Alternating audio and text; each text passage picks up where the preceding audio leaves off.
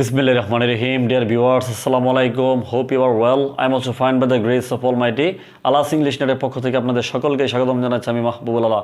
বন্ধুরা, আজকে আমি আপনাদের জন্য একটি অত্যন্ত গুরুত্বপূর্ণ লেসন নিয়ে আসছি। লেসনটি হলো নাউন ফ্রেজ নিয়ে।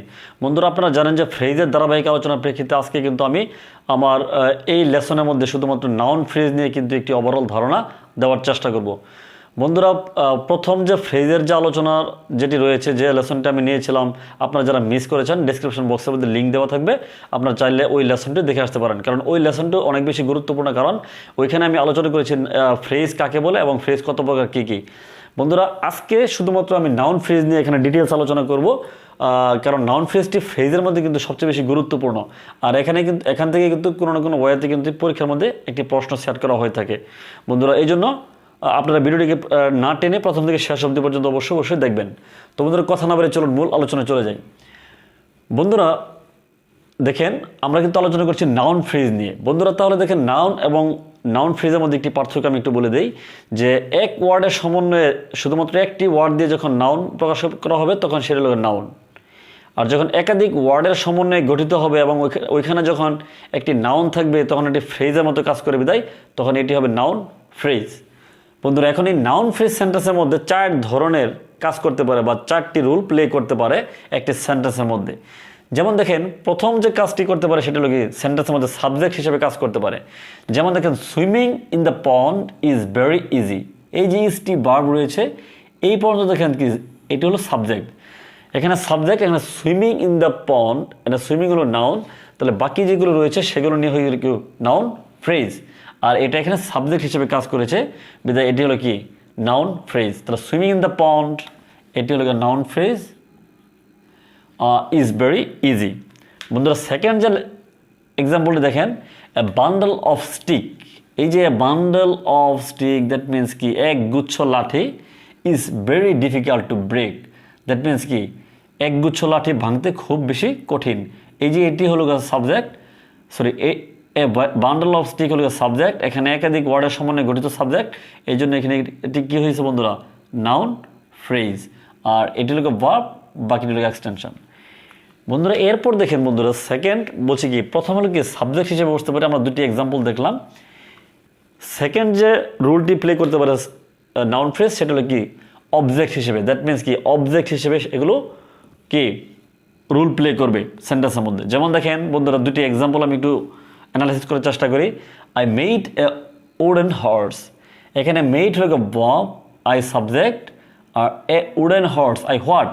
That means I made what, আমি কি তৈরি করেছিলাম, উডেন হর্স, কাঠের ঘোড়া তৈরি করেছিলাম।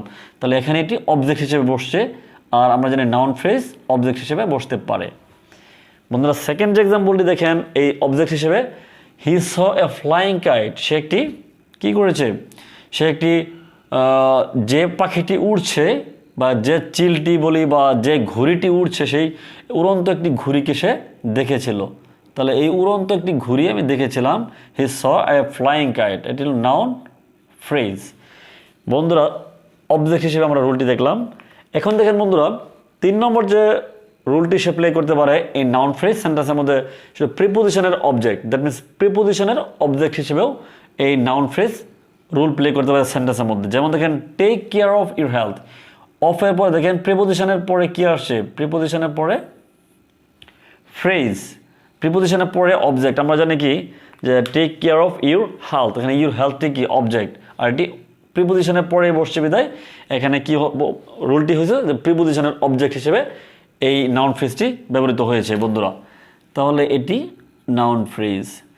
ঠিক সেম ওয়েতে আমরা বলতে পারি যে হি stood under a banyan tree. এই যে আন্ডার, এটি প্রিপোজিশন। আমরা জানি প্রিপোজিশনের পরে দেখেন একগুচ্ছ ওয়ার্ড রয়েছে, সেটি অবজেক্ট হিসেবে কাজ করেছে বিদায় একে কী বলবো, নাউন ফ্রেজ বলবো। তাহলে এটি বন্ধুরা কি noun phrase. He stood under a banyan tree, সে একটি বট গাছের নিচে দাঁড়িয়েছিল।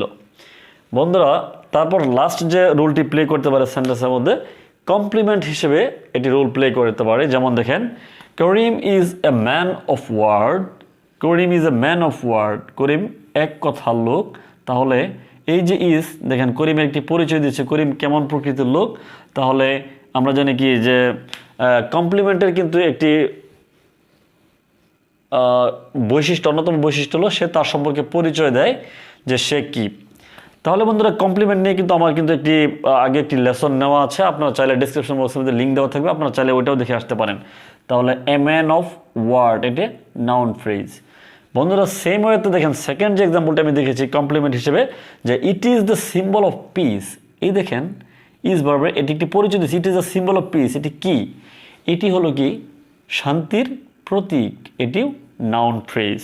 বন্ধুরা আমি আপনাদেরকে নাউন ফ্রেজের যে 4টি রুল সেন্টেন্সের মধ্যে প্লে করতে পারে, যেমন সাবজেক্ট হিসেবে, অবজেক্ট হিসেবে, প্রিপোজিশনের অবজেক্ট হিসেবে এবং কমপ্লিমেন্ট হিসেবে, এই 4 প্রকারের যে 4টি রুল যে সেন্টেন্সের মধ্যে প্লে করতে পারে নাউন ফ্রেজ, সেটি আপনাদেরকে আমি দেখাতে সক্ষম হয়েছে।